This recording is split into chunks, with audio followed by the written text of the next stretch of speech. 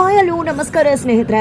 ಇಲ್ಲಿ ಪವಿತ್ರ ಮುಂದೆ ನಮ್ರತಾ ನೆಚ್ಚು ಬಣ್ಣ ಬಟ ಬಯಲಾಗೋದ್ರ ಜೊತೆಗೆ ಅತ್ತ ಕಡೆ ರಾಧಿಕಾ ಮುಂದೆ ಕೂಡ ನಮ್ರತಾ ನೀಚು ಬಣ್ಣ ಬಯಲಾಗ್ತದೆ.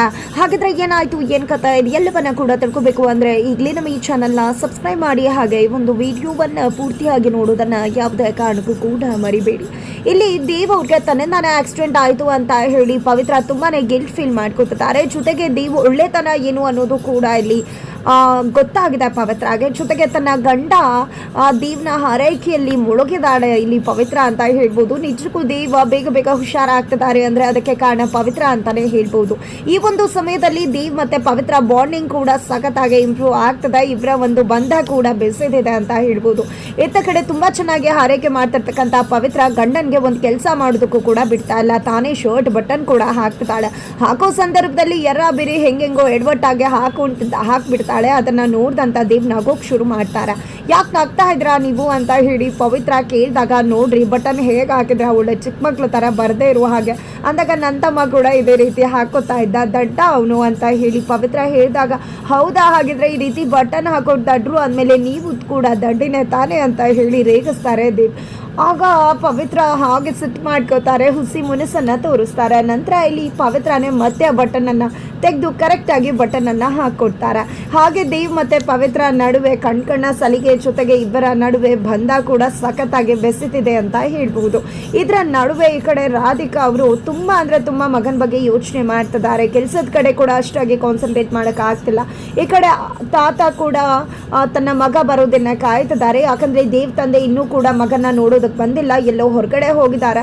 ಈ ಕಡೆ ತನ್ನ ಮಗನ ವಿಷಯ ಗೊತ್ತಾಗ್ತಿದ್ದಾಗೆ ಮನೆಗೆ ಓಡಿ ಬರ್ತಾರೆ. ಅಪ್ಪನನ್ನ ವಿಚಾರಿಸ್ತಾರೆ, ನನ್ನ ಮಗ ಹೇಗಿದ್ದಾನೆ ಏನು ಅಂತ ತುಂಬಾ ಆತಂಕ ಪಡ್ಕೋತಾರೆ. ಅಷ್ಟೊಂದು ಆತಂಕ ಪಡ್ಕೋಬೇಡ, ಈಗ ನಿನ್ನ ಮಗ ಗೆಲುವಾಗ್ತಿದ್ದಾನೆ. ಪವಿತ್ರ ಅವನನ್ನ ತುಂಬಾ ಚೆನ್ನಾಗಿ ನೋಡ್ಕೋತಿದ್ದಾಳೆ. ನೀನ್ ಯಾಕೆ ಇಷ್ಟು ಗಾಬರಿ ಆಗ್ತಿದ್ಯಾ?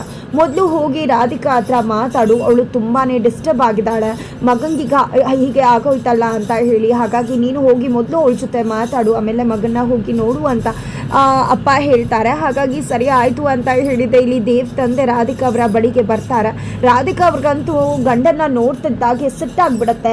ಕತೆ ಶುರುವಾದಾಗಿಂದ ಕೂಡ ಇಬ್ಬರ ನಡುವೆ ಏನೋ ಒಂದಿದೆ, ಮನೆಯವ್ರಿಗೂ ಕೂಡ ಗೊತ್ತಿದೆ. ಈ ಕಡೆ ಮಾವಯ್ಯ ಕೂಡ ರಾಧಿಕಾ ಮುಂದೆ ಏನನ್ನ ಕೂಡ ಮಾತಾಡೋದಿಲ್ಲ ಈ ವಿಷಯವಾಗಿ.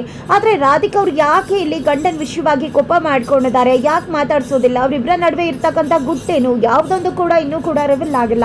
ಆದರೆ ಇವತ್ತು ಖಂಡಿತ ಒಂದು ಸುಳಿವು ಸಿಗ್ತದೆ. ಯಾಕಂದರೆ ದೇವ್ ಹೇಗಿದ್ದಾನೆ ಏನು, ನಂಗೆ ತುಂಬ ಗಾಬರಿ ಆಯಿತು, ಗೊತ್ತಾದ ತಕ್ಷಣ ಬಂದ್ಬಿಟ್ಟೆ ರಾಧಿಕಾ ಅಂತ ಹೇಳಿ ಗಂಡ ಹೇಳ್ತಿದ್ದಾಗ ಈ ಕಡೆ ಈಗಲಾದರೂ ಮಗ ಇದ್ದಾನೆ ಅಂತ ನೆನಪಾಯ್ತಾ, ಈ ಸಂಸಾರ ಇದೆ ಅಂತ ಕೂಡ ನೆನಪಾಯ್ತಾ? ಇಷ್ಟು ದಿನ ಬೇಕಾಯ್ತಾ ನೀವು ಇಲ್ಲಿ ಬರುವುದಕ್ಕೆ?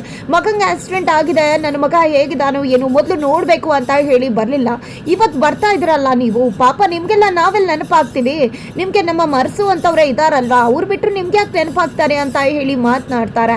ಈ ಕಡೆ ಯಾಕೆ ರೀತಿ ಎಲ್ಲ ಮಾತಾಡ್ತೀಯಾ ಅಂತ ಹೇಳಿ ದೇವ್ ತಂದೆ ಕೇಳ್ತಾ ಇದ್ರು ಕೂಡ ಇಲ್ಲಿ ರಾಧಿಕಾ ಅವರ ಮಾತುಗಳು ಚಾಟಿ ಬೀಸ್ದಾಗೆ ಇರತ್ತೆ. ಇಲ್ಲಿ ನೀವು ಏನೇ ಹೇಳಿದ್ರು ಕೂಡ ನಾನು ನಿಮ್ಮ ಮಾತನ್ನ ಕೇಳೋದಿಲ್ಲ ಅಂತ ರಾಧಿಕಾ ಹೇಳ್ತಾರೆ. ಪ್ಲೀಸ್ ದಯವಿಟ್ಟು ನನ್ನನ್ನು ಕ್ಷಮಿಸ್ಬಿಡು ರಾಧಿಕಾ ಅಂತ ಹೇಳಿ ಗಂಡ ಹೇಳಿದ್ರು ಕೂಡ ಇಲ್ಲಿ ನಿಮ್ಮ ಕ್ಷಮೆಗೆ ಖಂಡಿತ ಕೂಡ ಯಾವುದೇ ರೀತಿ ವ್ಯಾಲ್ಯೂ ಇಲ್ಲ. ಜೊತೆಗೆ ವ್ಯಾಲ್ಯೂ ಇಲ್ಲ ಅಂತ ಹೇಳಿದ್ಮೇಲೆ ನಿಮಗೆ ಯಾವುದೇ ರೀತಿ ಕ್ಷಮೆಗೆ ಸಿಗೋದು ಇಲ್ಲ ನಿಮಗೆ, ಯಾಕಂದರೆ ನೀವು ಕ್ಷಮೆಗೆ ಅರ್ಹರೇ ಅಲ್ಲ ಅಂತ ಹೇಳಿದ್ದ ರಾಧಿಕಾ ಅವರು ಅಲ್ಲಿಂದ ತುಂಬ ಸಿಟ್ಟು ಮಾಡಿಕೊಂಡು ಹೊರಟು ಬಿಡ್ತಾರೆ. ಇದರ ನಡುವೆ ಗೊತ್ತಾಗುತ್ತೆ ಖಂಡಿತವಾಗ್ಲೂ ಇಲ್ಲಿ ದೇವ್ ತಂದೆಗೆ ಮತ್ತೊಂದು ಫ್ಯಾಮಿಲಿ ಇದೆ ಅಂತ. ಅದೇ ಕಾರಣಕ್ಕೆ ಇಲ್ಲಿ ರಾಧಿಕಾ ಅವರು ಅವರ ಗಂಡನ ಮೇಲೆ ಸಿಟ್ಟು ಮಾಡ್ಕೊಂಡಿರೋ ಚಾನ್ಸಸ್ ಇದೆ ಅಂತ ಹೇಳಿ ಖಂಡಿತ ಅನುಮಾನ ಶುರುವಾಗ್ತದೆ. ಇದರ ನಡುವೆ ಇಲ್ಲಿ ಪವಿತ್ರ ತನ್ನ ಗಂಡನ ಬಗ್ಗೆ ಯೋಚನೆ ಮಾಡ್ತಿದ್ದಾಳೆ. ಅವತ್ತು ಏನೇನೆಲ್ಲ ಆಯಿತು ಅಂತ ನೆನಪು ಮಾಡ್ಕೋತಾಳೆ. ತನ್ನ ಗಂಡ ತನ್ನ ಹೆಂಡತಿ ಬಸ್ಸಿಂದ ಕೆಳಗಡೆ ಇಳಿದು ಬರದೇ ಇದ್ರೆ ನಾನು ಇಲ್ಲಿಂದ ಹೋಗೋದಿಲ್ಲ, ನೀವು ನನ್ನನ್ನೇ ಹಾದು ಹೋಗಿ ಅಂತ ಹೇಳಿದ್ದು. ನಂತರ ಹೆಂಡತಿ ಬಂದಾಗ ಹೆಂಡತಿ ಜೊತೆ ಮಾತಾಡಿದ್ದು, ಯಾಕೆ ರೀತಿ ಆಯಿತು, ಯಾಕೆ ಬಿಟ್ಟು ಬಂದ್ರಿ ಅಂತ ಕೇಳಿದ್ದು. ಆ ಒಂದು ಸಮಯದಲ್ಲಿ ಯಾವುದೋ ಗಾಡಿ ಬಂದು ಗುದ್ದೋಕೆ ಬಂದಾಗ ಇಲ್ಲಿ ಪವಿತ್ರ ಗಂಡನ್ನ ದಬ್ಬಿದ್ದು, ಪೆಟ್ಟಾಗಿದ್ದು. ಆ ನಂತರ ರಾಧಿಕಾ ಅವರು ನನ್ನ ಮಗ ತಿಲಕ್ತನ್ನ ಕಿತ್ಕೊಂಡೆ, ಈಗ ದೇವ್ನನ್ನ ಕೂಡ ಕಿತ್ಕೋಬೇಕು ಅನ್ಕೊಂಡಿದ್ಯಾ, ನೀನು ಇರೋದೇ ಇದಕ್ಕೋಸ್ಕರ ಅಲ್ವಾ, ನಮ್ಮ ಮನೆ ನೆಮ್ಮದಿಯನ್ನೇ ಹಾಳು ಮಾಡಿಬಿಡ್ತಿದ್ಯಲ್ಲ, ನನ್ನ ಮಗನ ಕೂಡ ಸಾಯಿಸೋದಕ್ಕೆ ಮುಂದಾಗ್ಬಿಟ್ಟಿದ್ಯಾ ಅಂತ ಹೇಳಿದ್ದು. ಆ ಕಡೆ ನಮ್ರತಾ ನಿನ್ನಿಂದಾನೇ ಎಲ್ಲ ಆಗ್ತಿರೋದು, ನೀನು ಇವತ್ತು ದೇವ್ ಬದುಕಿಂದ ದೂರ ಹೋದರೆ ಅಟ್ಲೀಸ್ಟ್ ದೇವ್ ಆದರೂ ಚೆನ್ನಾಗಿರ್ತಾನೆ ಅಂದದ್ದು ಎಲ್ಲವನ್ನ ಕೂಡ ನೆನಪು ಮಾಡಿಕೊಂಡು ಕಣ್ಣೀರು ಹಾಕ್ತಿರ್ತಾಳೆ. ಅದೇ ಒಂದು ಸಮಯಕ್ಕೆ ಮಾವ ಬರ್ತಾರೆ.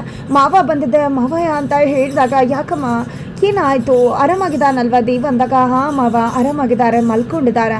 ಹೌದು ನೀನೇ ಯಾಕಮ್ಮ ಈ ರೀತಿ ಕಣ್ಣೀರು ಹಾಕ್ತಿದ್ಯಾ, ನೀನು ಯಾಕೆ ಮಲ್ಕೊಂಡಿಲ್ಲ ಅಂತ ಕೇಳಿದಾಗ ಅದು ಏನಿಲ್ಲ ಮಾವ ನಾನು ಆರಾಮಾಗೇ ಇದ್ದೀನಿ ಅಂತ ಹೇಳಿದಾಗ ಇಲ್ಲಮ್ಮ ನೀನು ನೋಡಿದ್ರೆ ಅರ್ಥ ಆಗ್ತದೆ, ಯಾಕೆ ಮಗಳೇ ಇಷ್ಟೊಂದೆಲ್ಲ ಯೋಚನೆ ಮಾಡ್ತಿದ್ಯಾ ಅಂದಾಗ ಅದು ಏನಿಲ್ಲ ಮಾವ ನನ್ನಿಂದಾನೇ ಇಷ್ಟೆಲ್ಲ ಆಗಿದ್ದಲ್ವಾ, ನಾನೇನಾದರೂ ಇಲ್ಲದೆ ಇದ್ದಿದ್ರೆ ಖಂಡಿತ ಇದು ಯಾವುದು ಕೂಡ ಆಗ್ತಾನೆ ಇರಲಿಲ್ಲ ಅಲ್ವಾ ಅಂದಾಗ ಆ ರೀತಿ ಯಾಕೆ ನೀನು ಅನ್ಕೋತಾ ಇದೆಯಾ, ನನಗೇನು ಅನ್ಸುತ್ತೆ ಗೊತ್ತಾ, ನೀನು ಇದ್ದಿದ್ರಿಂದಾನೇ ಇವತ್ತು ನನ್ನ ಮಗ ಸೇಫ್ ಆಗಿದ್ದಾನೆ, ನೀನು ಇಲ್ಲ ಅಂದಿದ್ರೆ ಅನಾಹುತನೇ ಗಟ್ಟಿಸ್ಬಿಡ್ತಿತ್ತೇನೋ ಅಂತ ಹೇಳಿದಾಗ ಏನು ಮಾವ ಈ ರೀತಿ ಮಾತಾಡ್ತೀರಾ, ನನ್ನಿಂದಾನೇ ಅಲ್ವಾ ಇದೆಲ್ಲ ಅಂದಾಗ ನೀನು ಆ ರೀತಿ ಯೋಚನೆ ಮಾಡ್ಕೊಳ್ಳೋದು ತಪ್ಪಮ್ಮ, ವಿಧಿ ಆಟ ಏನಿತ್ತೋ ಏನೋ ಯಾರು ಗೊತ್ತು, ನಿನ್ನಿಂದಾನೇ ಇವತ್ತು ನನ್ನ ಮಗನ ಜೀವ ಉಳಿದಿರಬಹುದಲ್ವಾ ಅಂತ ಹೇಳಿ ದೇವ್ ತಂದೆ ಹೇಳಿದಾಗ ಈ ಕಡೆ ಪವಿತ್ರಾಗಿ ಏನು ಮಾತಾಡಬೇಕು ಅಂತ ಗೊತ್ತಾಗೋದಿಲ್ಲ.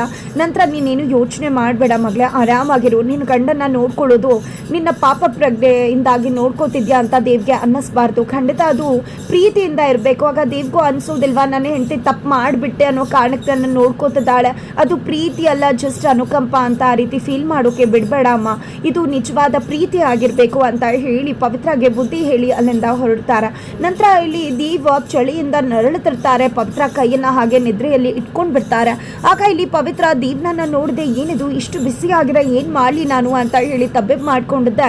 ಡಾಕ್ಟರ್ಗೆ ಕರೆ ಮಾಡ್ತಾರೆ, ಬಿಕಾಸ್ ಡಾಕ್ಟರ್ ನಂಬರ್ ಕೊಡ್ತಾರೆ, ಏನೇ ಆದರೂ ನನಗೆ ಕಾಲ್ ಮಾಡಿ ಅಂತ. ಹಾಗಾಗಿ ಡಾಕ್ಟರ್ಗೆ ಕರೆ ಮಾಡಿದೆ, ಈ ರೀತಿ ದೇವ್ ಚಳಿಯಿಂದ ನಡಕ್ತಿದ್ದಾರೆ ಅಂದಾಗ ಈ ರೀತಿ ಆಗೋದು ಸಹಜ, ಆಕ್ಸಿಡೆಂಟ್ ಆದ ಸಮಯದಲ್ಲಿ ನೀನೇನು ಗಾಬರಿ ಆಗಬೇಡ, ನಾನು ಹೇಳ್ತೀನಿ ಆ ರೀತಿ ಮಾಡು ಅಂತ ಹೇಳಿ ಬಿಸಿನೀರನ್ನು ಹಾಕು, ಖಂಡಿತ ಬಾಡಿಯಲ್ಲಿ ಇರ್ತಕ್ಕಂಥ ಟೆಂಪ್ರೇಚರ್ ಕಡಿಮೆ ಆಗುತ್ತೆ ಅಂತ ಹೇಳ್ತಾರೆ. ಅಷ್ಟರಲ್ಲಿ ಆಲ್ರೆಡಿ ಫೈಲ್ಗೆ ಸಿಗ್ನೇಚರ್ ಹಾಕಿಸ್ಕೋಬೇಕು ಅಂತ ಹೇಳಿ ನಮ್ರತಾ ದೇವ್ ರೂಮ್ಗೆ ಹೋಗಿರ್ತಾಳೆ. ಆಗ ಜ್ವರ ಇರೋದು ಗೊತ್ತಾಗಿದೆ, ಇಷ್ಟೊಂದು ಬಿಸಿ ಇದೆಯಲ್ಲ ಎ ಸಿನ ಆನ್ ಮಾಡಿ, ಜಾಸ್ತಿ ಮಾಡಿದ್ರೆ ಕೂಲ್ ಆಗಬಹುದೇನೋ ಅಂತ ಅಂದ್ಕೊಂಡು ಎ ಸಿ ಆನ್ ಮಾಡ್ತಾಳೆ. ದೇವ್ಗೆ ಇನ್ನಷ್ಟು ಸಮಸ್ಯೆ ತಂದಿಡ್ತಿದ್ದಾಳೆ, ದೇವ್ ಮತ್ತಷ್ಟು ಚಳಿಯಲ್ಲಿ ನಡಕ್ತಿದ್ದಾರೆ. ಅಷ್ಟರಲ್ಲಿ ಪವಿತ್ರ ನೀರು ತೊಗೊಂಡು ಬಂದಿದ್ದೆ, ಏನು ಮಾಡಿದ್ರಿ ನೀವು, ಎ ಸಿ ಯಾಕೆ ಆನ್ ಮಾಡಿದಿರಾ ಅಂತ ಆಫ್ ಮಾಡಿದಾಗ ಏನಿದು ಕೂಲ್ ಆದ್ರೆ ಅವ್ನ ಬಾಡಿ ಕೂಡ ಕೂಲ್ ಆಗುತ್ತೆ, ಅಷ್ಟು ಅರ್ಥ ಆಗೋದಿಲ್ವಾ ನಿನಗೆ ಅಂತ ಹೇಳಿ ನಮ್ರತಾ ಪವಿತ್ರ ಬಗ್ಗೆನೇ ಮಾತನಾಡ್ತಾರೆ. ಆಗ ಪವಿತ್ರ ದೇವ್ ಅವರು ಮಲ್ಕೊಂಡಿದ್ದಾರೆ, ಎಲ್ಲಿ ಮಾತಾಡೋದು ಬೇಡ ಬನ್ನಿ ಅಂತ ಹೇಳ್ಕೊಂಡು ಹೊರಗಡೆ ಕರ್ಕೊಂಡು ಬರ್ತಾಳೆ.